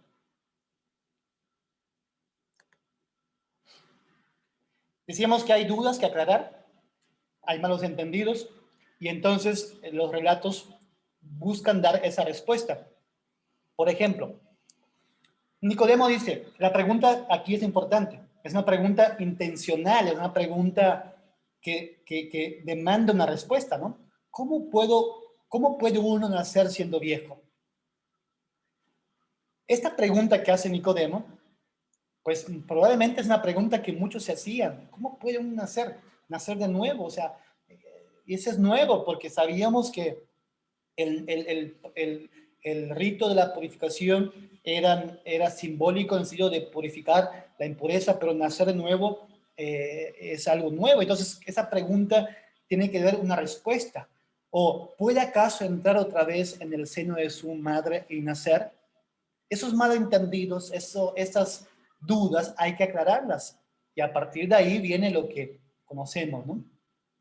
O la mujer samaritana, no tienes con qué sacarla esta agua. ¿De dónde pues tiene esta agua viva? Señor, dame de esta agua para que no tenga más sed y no tenga que venir aquí a sacarla, ¿no? O sea, hay malos entendidos, ¿verdad? Y esos malos entendidos hay que aclararlos. Entonces, estos malos entendidos están causando justamente o dando la oportunidad luego de crear esos relatos. Señor, danos siempre de este pan. ¿Se acuerdan? Danos siempre de este pan. ¿No? Queremos este pan. Y esto es mal entendido porque no entendían qué pan, no entendían que era algo espiritual, sino estaban hablando de un pan como el maná, como la multiplicación de los panes. Hay malos entendidos que hay que aclarar. O ¿no es este Jesús, hijo de José, cuyo padre y madre conocemos? ¿Cómo estamos diciendo que es el Hijo de Dios? ¿Acaso no es hijo de José? ¿Acaso no conocemos su papá y su mamá? ¿Cómo puede decir ahora he bajado del cielo? Hay dudas, hay malos entendidos. Todas estas frases están dentro de los diálogos, ¿sí? Y tiene una intención, ¿sí? Entonces, ya sé, dice la mujer, ¿no? La hermana de Lazo, ya sé que resucitará en la resurrección el último día. Bueno, eso se aclara. Y a través del milagro incluso muestra una respuesta al momento. Entonces, todo esto son un proceso que progresa y que avanza para llegar a algo que el autor quiere llegar, que es esto, justamente. El culmen o la culminación, el momento más elevado de los diálogos en Juan, es justamente llevar a Jesús. Hay un proceso, ¿sí? Los temas se van profundizando poco a poco y a lo largo del diálogo, mediante esos malos entendidos, se van aclarando las ideas. Hay malos entendidos, hay dudas, hay preguntas que hay que aclarar y son por medio de los diálogos que se aclaran estas dudas. Tenemos como ejemplo entonces la samaritana. Ella dice, la mujer samaritana comienza afirmando que Jesús es un judío. 4:9, ¿sí? Primer paso es, Jesús es un judío. Segundo, luego la mujer pregunta si Jesús no es el más grande que Jacob, que no es solo un judío, ¿no? Es un judío, pero más grande que Jacob, que era un patriarca. Lo que sigue en el versículo 19 dice, Jesús es un profeta, ¿no? Como que el nivel de conocimiento, de aclaración, de descubrimiento de la mujer va en aumento. Y al final ella se pregunta si Jesús no es el Mesías y afirma, es el que ha de venir. He encontrado al Mesías y cuenta a sus compañeros, a sus compatriotas. Es decir, un proceso elaborado para justamente hablar de Jesús. ¿Era judío? Sí, era judío, pero era superior a Jacob, a los patriarcas, pero era como un profeta. Pero no solo esto, es el Mesías. Entonces, es un proceso que va profundizando hasta llegar en Jesús. Y ahí es donde el autor quiere siempre aterrizar. Al final, la mujer dice, al final del relato, Jesús dice a la mujer, yo soy el que habla contigo. Versículo 26. Se revela como el Mesías. Este es el momento culmen, ese es el momento que el autor quiere llegar. Para eso va relatando el diálogo, porque es interesante hablar de esta manera y dar respuesta a todas esas preguntas, malos entendidos, pero aterrizan en Jesús. Juan concluye diciendo que los samaritanos confiesan que Jesús es no solo ahora un judío, no solo superior a Jacob, no solo un profeta más, no solo el Mesías que los judíos esperaban, sino que Él es ahora el Salvador del mundo. 4:42.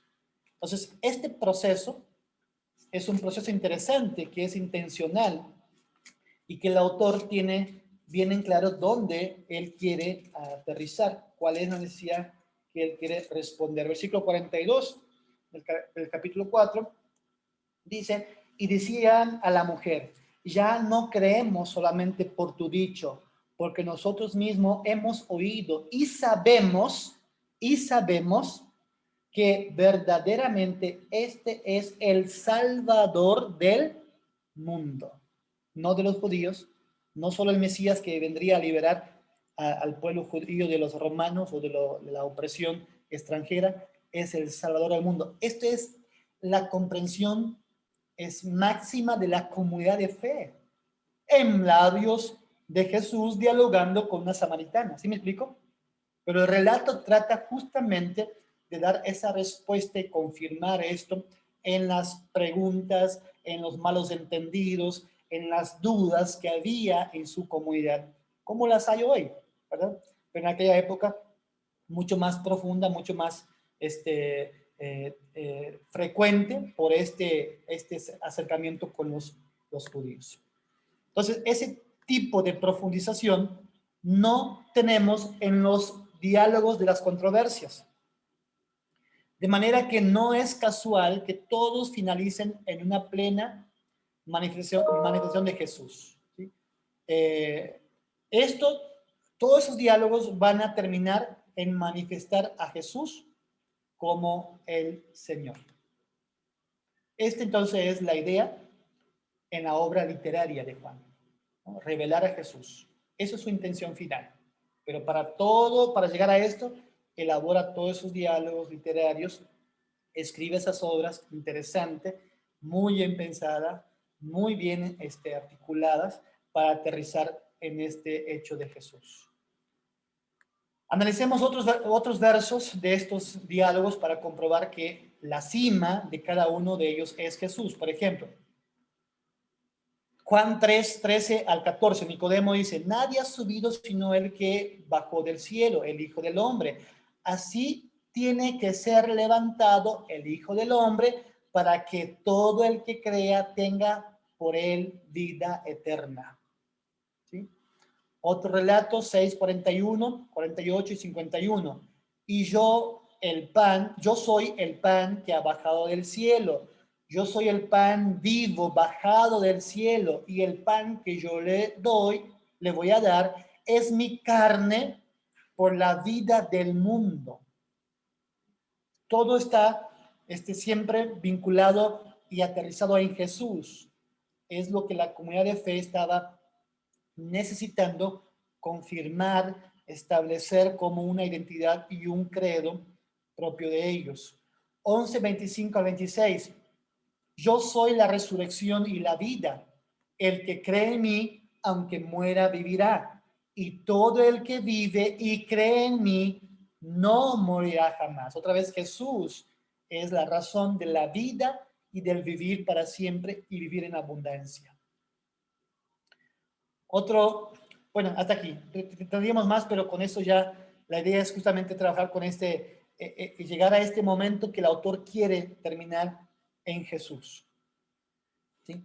Entonces, la punta de la cima o el culmen, el momento clímax de los diálogos es la revelación de Jesús a través de esos relatos, pero sobre todo de la famosa frase propia y única de Juan, yo soy. Yo soy. ¿Sí? El contexto no es tan doctrinal como el que se da en las controversias. Jesús no queda en un nivel doctrinal, porque Jesús dice Juan que Jesús dice que Moisés escribió de él. ¿Sí? Y pasa a una revelación personal, ya no es solo algo que se escribió de él. Ahora Jesús en las comunidades de fe ya no es algo que está por venir o que se espera. Yo estoy con ustedes. Yo soy el que habla contigo. ¿No? Yo soy el pan de vida, yo soy la puerta, yo soy el pan del cielo, yo soy la verdad, yo soy la vida. Es esto lo que Juan quiere afirmar en sus comunidades de fe. Entonces, hay, además de la profundización, comparando con las controversias, en esos diálogos cambia también el tono fundamental. Es decir, en las controversias siempre termina de manera negativa, ¿no? Siempre terminan persiguiendo a Jesús, planeando matarlo, en discordia con él. Siempre termina como que en un conflicto, en las controversias.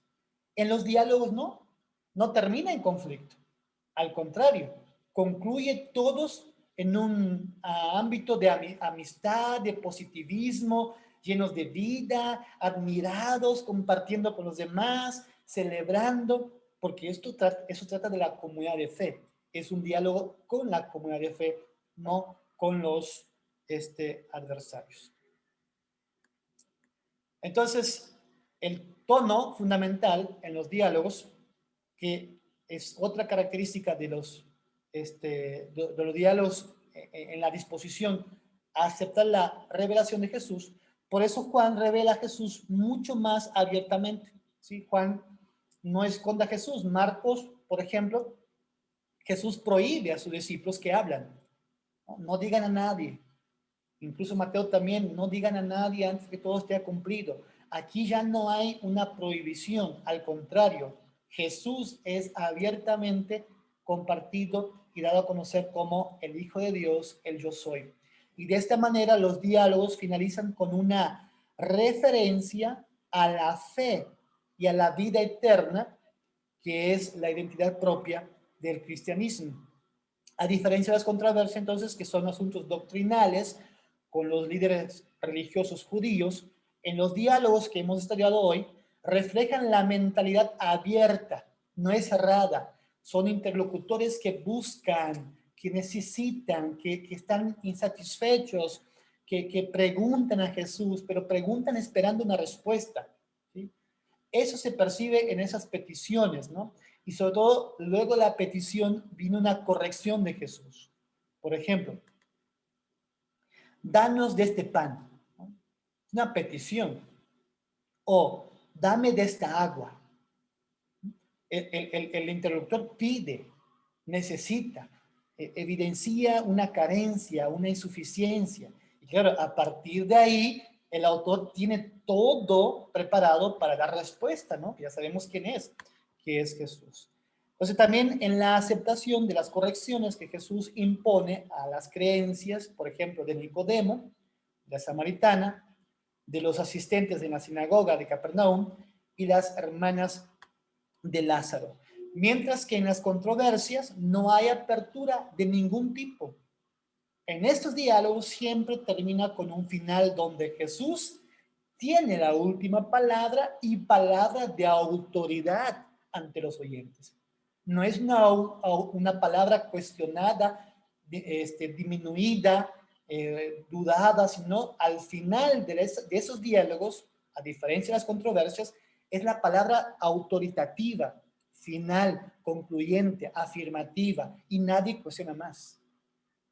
No se cuestiona, porque son asuntos propios de identidad cristiana. Entonces, para concluir, estimados, vamos a decir lo siguiente.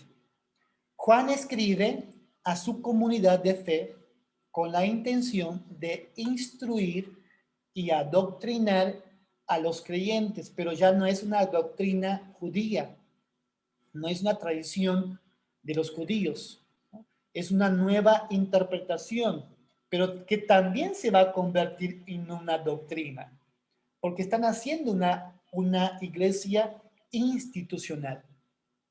Jesús no establece la iglesia como institución. Jesús establece el reino de los cielos. Eso podemos ver en los sinópticos. Pero a partir del año 70, como hemos visto, a partir de la caída de Jerusalén, del templo, a partir de este supuesto concilio o reforma de los judíos en Jamnia, ya ahora sí hay una necesidad de instituir la iglesia, y para que haya una institución hay que haber credos, hay que haber identidad, hay que haber algo que nos identifica como tal, ¿sí? Entonces, la fe en Jesús, del 4:7 al 42, la comprensión de la resurrección, del 11:17 al 44, la profundización sobre el bautismo, del 3:1 al 15, la comprensión sobre la cena del Señor o la Eucaristía, del 6:51 al 59, son estas nuevas maneras de identificarse, de relacionarse como creyentes, y es lo que les da identidad a esa nueva comunidad de fe, y por eso Juan trabaja tanto con esos temas. Si las discusiones son un reflejo entonces del medio vital en que se gesta el Evangelio de Juan, el origen de las mismas nos pueden decir algo acerca de la discusión de la iglesia de Juan con la sinagoga. Y para mí es una lectura que hago yo, no significa que ustedes tienen que hacer la misma lectura, ustedes luego harán su propia lectura. Para mí no queda duda de que para los años 90 y 100, ¿no?, de nuestra era en común, estos temas eran centrales en las discusiones teológicas, y había ya para aquel entonces una identidad bien propia, o por lo menos una identidad que tiene que afirmarse en las comunidades cristianas, que los diferenciaba de los judíos. Y por eso Juan trabaja teológicamente con su texto de una manera muy intencional, muy bien elaborado, y dando respuesta siempre a el 6:11, lo que ya ustedes conocen. Muy bien, hasta aquí quedamos con la exposición. Pasamos a un tiempo de preguntas, comentarios, dudas, aportaciones, desconformidades. Yo, maestro. Hermano Wilmer, adelante. Usted hablaba de que la comunidad de Juan se institucionalizó. A ver, me está trabando la lengua. ¿Quién fue que como institución, la iglesia cristiana y la iglesia de Juan, podríamos decir, que es la única comunidad que rescata el lavatorio de pies, como usted habla de doctrina? Entonces, ¿quién fue que se institucionalizó primero? ¿La comunidad juanina o la iglesia primitiva, la iglesia de Santiago? Pues, qué pregunta, ¿no? O sea, no, hay que investigar, hay que investigar. Mire, la iglesia de Santiago es una iglesia muy centrada en Jerusalén, ¿no? En los judaizantes. Las comunidades juaninas están más alejadas de Jerusalén, pero en contacto con la sinagoga, porque los primeros cristianos están en contacto con los judíos. Según los relatos, según lo que estamos viendo, son esas comunidades aparentemente las que comienzan a tener un trabajo profundo de teología, ¿no? Si bien el apóstol Pablo hace mucha teología, y es el primero que... Sí, ¿puedes cerrar el micrófono, por favor? Es el primero, ¿no? Es Pablo, que hace mucha teología sobre las identidades cristianas, diferenciando los cristianos de los judíos. Es Pablo quien más trabaja con esto. Pero creo que Juan nos permite ver lo que no podemos ver tanto en Pablo. Es decir, Pablo sí trabaja con muchos temas teológicos, como la salvación por gracia, Romanos, Gálatas, pero Juan como que es un asunto muy pastoral, y aparentemente es, puedo percibir yo, ¿no? Es del fondo, tirando de fondo, está la comunidad de fe, cuestionando, entendiendo, creciendo, profundizando esos temas, y esta reflexión comienza a dar identidad, y de esto hablo de institucionalización. No hay un momento exacto, no hay No hay un registro que diga, a partir de este momento se empezó a hacer esto, ¿sí? No hay algo así en la Crónica de Juan, pero sí se nota que hay un progreso, ¿no? Va progresando, va madurando la comprensión. Y las comprensiones que van madurando en este diálogo comunitario son las más saludables, son las más estables, son las que van a permanecer luego. Entonces, para esta región, yo diría que son las primeras comunidades que empiezan a entender y establecer bien esos credos. Pero no sabía decirte, hermano Wilmer, quién fue el primero y en qué momento se vio. Yo no tengo esos datos. Si alguien tiene algún dato que pueda ayudarnos, adelante, pero no tendría ese dato así exacto, desde mi comprensión y conocimiento. Hermana Perla. Gracias, profesor. Espero que esta vez no me falle el internet. Ahorita que estábamos hablando en el capítulo 6 acerca de la Eucaristía, unos versículos más adelante, para ser precisa, en el 60 o a partir del 60, se presenta este conflicto en el que los discípulos abandonan a Jesús cuando empiezan ellos a confrontarse de que, bueno, es que esto que tú nos estás enseñando es muy difícil, ¿quién lo puede aceptar? Y empieza este diálogo con Jesús, en el que pues les dice, ¿verdad? Que si realmente conocieran o supieran que el Hijo del Hombre, ¿cómo les dice? Si esto les es causa de tropiezo, dice el versículo 61, en el 62, ¿qué tal si vieran al Hijo del Hombre subir a donde antes estaba? Me pregunto si en un sentido teológico esto tiene que ver con los judíos, a diferencia del resto de los creyentes. Sí, tiene mucho que ver porque mire, si terminamos de ver el 59, ¿qué dice el 59? Porque empieza Jesús hablando con la gente en Galilea, pero conectando el 60 con el 59, dice, y estas cosas dijo en la sinagoga. O sea, otra vez sinagoga. De Capernaum, ajá. Entonces sí, esta conexión tiene que ver con judíos. Por eso Juan no es muy puntual a veces, ¿no? En aclararnos, pero cuando tú lees entre líneas, te das cuenta con qué auditorio, con qué público está él interactuando en sus escritos. Pero aquí aparentemente es un asunto con los judíos, con la sinagoga todavía, ¿no? Sí. Muy bien. Gracias, profesor. Un gusto, hermana Perla. Gabriel, ¿tienes la mano levantada? No sé si es de ahora o de antes.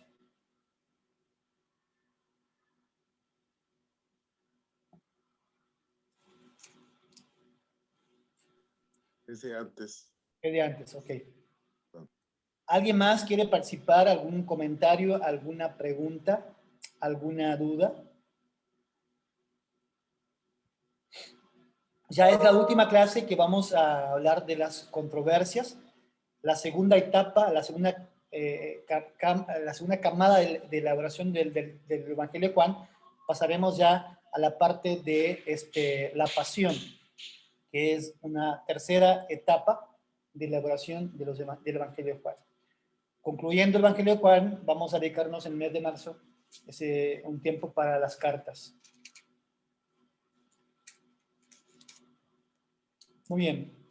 ¿No preguntas? ¿No comentarios? Esto dice, o puede decir dos cosas, o todo está claro o todo está confuso, o no entendieron nada.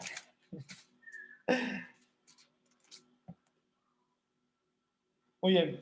Miren, para terminar, les dejo una tarea todavía relacionado con eso, con los diálogos y los discursos, las controversias. Y iniciando la próxima clase vamos a revisar un poco esto. Estudien el capítulo 9 de Juan. Esta historia del ciego de nacimiento, ¿se acuerdan? Pero con todo lo que tienen ya ahora herramienta de los judíos, las discusiones, las sinagogas, las aclaraciones, todo lo que vimos hasta ahora, traten de usar esa herramienta para comprender más ese texto. El capítulo 9 y luego conecten con el capítulo 10, porque hay una transición muy importante muy importante.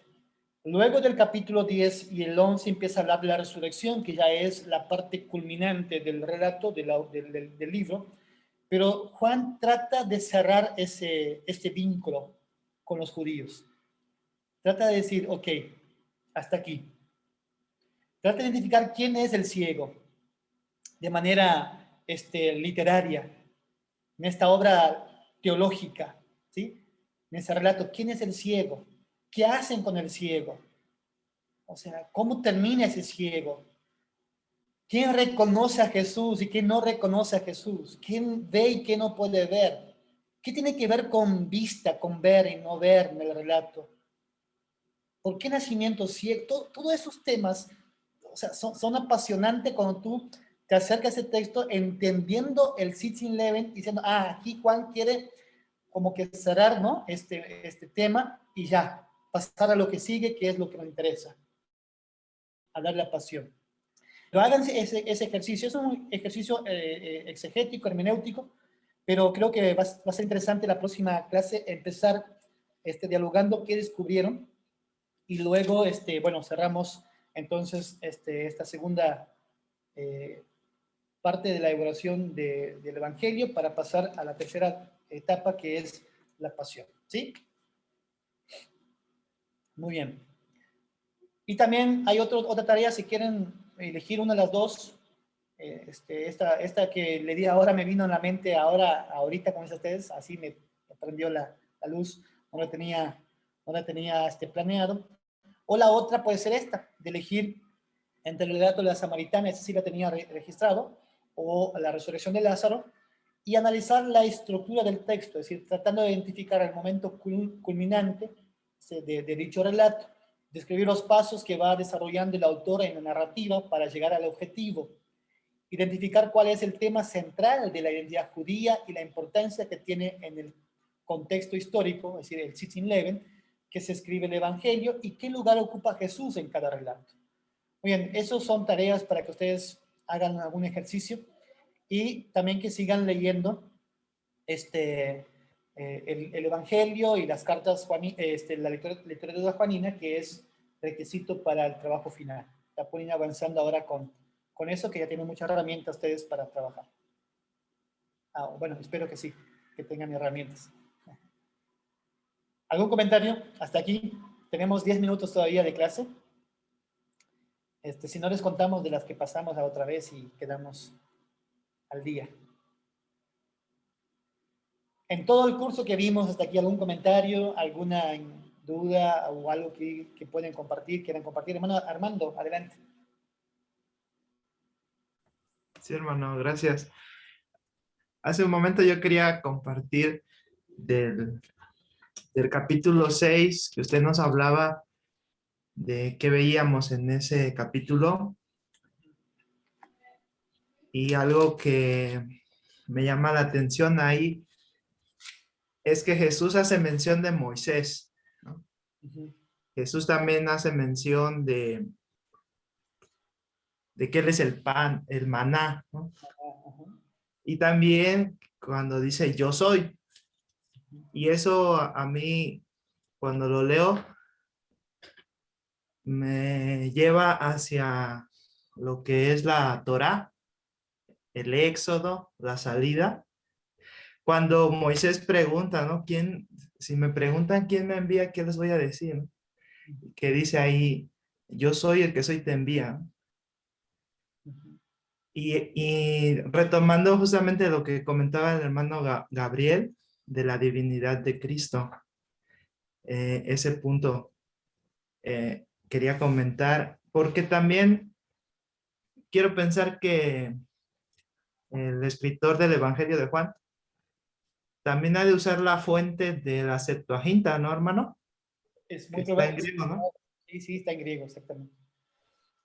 Sí, hermano, era lo que quería comentar. Gracias. Sí, la fuente que se trabaja para la interpretación de lo que nace, como nace el Nuevo Testamento, es la Septuaginta. La iglesia primitiva evangelizó y hizo teología con la Septuaginta. Justamente la Septuaginta que fue desacreditada del concilio de Jamnia. No fue aceptada la Septuaginta. ahí justamente lo dejan afuera los judíos. Por eso los judíos tienen la Biblia hebrea. Ese es su canon, ¿no? La Biblia hebrea. Pero el cristianismo trabajó con la Septuaginta. Por una razón muy simple, ¿no? El idioma, por ejemplo, ¿no? Si el griego era el único idioma oficial que se conocía, el hebreo era solo una lengua de la religión, de la liturgia, ¿no? Porque ya estaba muerta prácticamente. Entonces era mucho más favorable, mucho más importante y daba respuesta, ¿no? El idioma griego. Y una razón puede ser esta. Pero sí, nace con esos textos, ¿no? La Septuaginta. Y muy buena tu aportación, Armando. O sea, ¿por qué Juan trabaja con esos datos, ¿no? Moisés, el maná, ¿no? El yo soy, porque quiere afirmar al final que Jesús es todo esto que el pueblo esperaba y que algunos no podían entender y tenían dudas, ¿no? Malos entendidos. Esos malos entendidos hay que aclarar, ¿no? Y los aclara con los yo soy y afirma, ¿no? Y pone a Jesús en el centro. Vamos a ver más adelante también la cristología, ¿no? de Juan, que es un tema teológico central. Muy bien, pero eso veremos en clases posteriores. A pedido de nuestro hermano Abel, que dice que está con sueño, ¿qué les parece si nos vamos a descansar? Hermano Abel. Sí, vamos a descansar, hermano. ¿Quieres hacer una oración, hermano Abel, por la familia de nuestros hermanos que están en duelo, por familia de nuestro hermano Pedro, que descansa? Y cerramos con una oración. Creo que todos estamos, yo estoy muy triste por esa noticia y creo que... No, y sí, el hermano Pedro falleció, hermano. Falleció hermano Pedro. Oh, bueno. También les suplico oración por nuestro hermano Salvador de Toluca. Salvador Lara también está enfermo. Sigamos orando por él. Tengo conexión con él. Me han llamado para que oremos por él, hermano. Salvador Lara. Sí. Amén. Vamos a orar y despedirnos. Padre Santo que estás en los cielos, te agradecemos, Padre, por lo que hemos visto en este día, Señor. Te suplicamos bendición para nuestro Maestro, Padre, y también que abras nuestro entendimiento y podamos comprender toda esta información, oh Dios. Bendícenos, por favor. También en tus manos ponemos la familia de nuestro hermano Pedro, que está triste, Señor. Y también nosotros nos entristecemos, Padre, porque es nuestro hermano. Y te suplicamos, Padre, que les des consuelo a la familia, les des fortaleza y que sigan adelante, Padre, buscando tu rostro. Y asimismo te suplicamos también por nuestro hermano Salvador, que también parece ser que lo iban a entubar, Padre. Te pido que tú le ayudes. Su esposa tiene COVID también, Padre. Bendice a nuestro hermano Salvador.